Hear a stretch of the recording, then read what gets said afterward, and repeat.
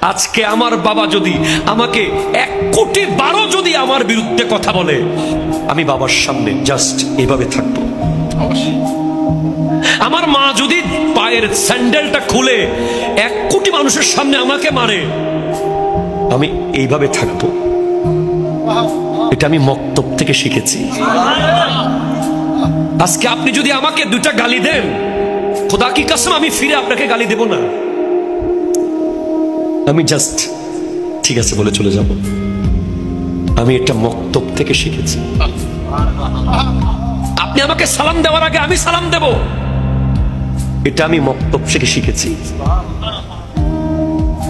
কি সুন্দর দিন ছিল। সকালবেলা ঘুম থেকে উঠেই সবাই ছোট ছোট বাচ্চারা কিচির মিচির করে করে মসজিদে। আমার মা বোনদেরকে জিজ্ঞেস করেন না ঘুম থেকে উঠতে পারে কিনা। কত দিন হয়েছে ফজরের সূর্য দেখেছে। আল্লামা তৈয়ব শাহ কিবলা বলেন, এটা কত বড় লজ্জার, পশু পাখি উঠে যায় আর আশরাফুল মখলুকাত ঘুমে থাকে।